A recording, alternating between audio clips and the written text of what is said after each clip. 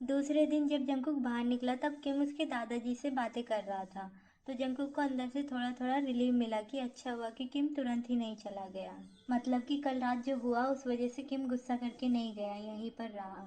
वो पूछता है कि आप दोनों क्या बातें कर रहे हो। किम कहता है कि चाय के बारे में। जंकुक के दादाजी भी किम की बहुत ज़्यादा तारीफ करने लगे। जंकुक किम के पास गया और उसके कंधे पर हाथ रखा और वो भी किम की तारीफ करने लगा।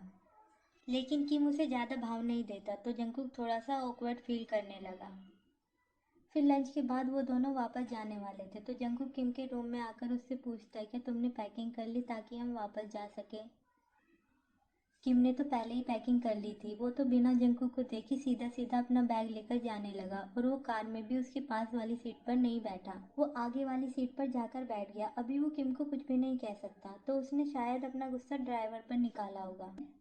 फिर उसने एक पेट्रोल पंप पर गाड़ी रुकवाई और किम से कहा कि अगर तुम्हें टॉयलेट यूज़ करना है तो यहाँ पर कर सकते हो, क्योंकि नेक्स्ट स्टेशन बहुत दूर है। लेकिन जब किम वापस आया तब ड्राइवर वहाँ पर नहीं था। जंकुक ने ड्राइवर को भगा दिया था ताकि वो दोनों अकेले में बात कर सके। जंकुक अपना गला साफ करता है और कहता है कि पहली बात, मैं अभी कल जो हुआ उसके लिए माफ़ी मांगना चाहता हूँ। वो बस जल्दीबाजी में हो गया, लेकिन वो सब जो हुआ था वो एकदम सच था। मैं सच में ऐसा फील करता हूँ, मैं तुम्हें पसंद करता हूँ। मैं जानता हूँ तुम गे नहीं हो, और ऐसा कहाँ लिखा है कि एक लड़का दूसरे लड़की के साथ रिलेशनशिप में हो तो उसे भी गे होना चाहिए। वो दोनों अगर साथ में खुश हो तो फिर कोई बात नहीं, ये सब चलता है। अगर तुम मेरे साथ रहोगे तो मैं तुम्हें बहुत ज़्यादा खुश रखूंगा। कोई और आदमी तुम्हें इतना खुश नहीं रखेगा जितना मैं तुम्हें रखूंगा।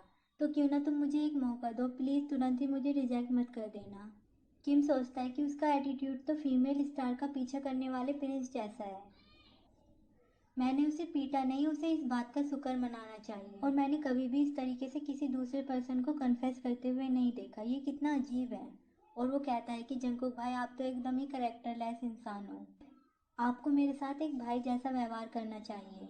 जंकुक को बहुत ज़्यादा गुस्सा आने लगा क्योंकि उसे कभी भी किसी ने ऐसा नहीं कहा। लेकिन वो अभी किम से फाइट नहीं करना चाहता कि छोड़ो इस बात को। वो अभी जवान है और वैसे भी मैं ही उसका पीछा कर रहा था। वो कहता है कि मैं जानता हूँ अभी तुम ये एक्सेप्ट नहीं कर सकते, लेकिन मैं तुम्हें बहुत ज़्यादा पसंद करता हूँ और मैं इतनी जल्दी गिव अप नहीं करने वाला।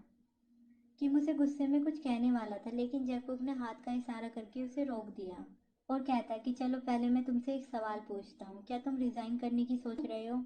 और वो किम को किम के बड़े भाई के नाम से डराने लगा कि मैं तुम्हें रिजाइन करने से नहीं रोकूंगा। मैं अभी तुम्हारे बड़े भाई को कॉल करके सब कुछ एक्सप्लेन करता हूँ ताकि वो तुम्हें डांटे ना। लेकिन किम के बड़े भाई ने कहा था कि तुम वहाँ पर जा रहे हो तो फिर अच्छे से काम करना, हमें एम्बेरस मत करना।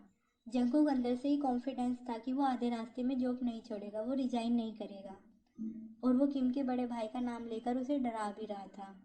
और किम ने भी कह दिया कि मेरी रिजाइन करने की कोई प्लानिंग नहीं है। तो जंकुक अंदर से ही बहुत ज़्यादा खुश हो गया और कहा कि अच्छी बात है, मैं भी तुम्हें रिजाइन करने के लिए फोर्स नहीं करूँगा।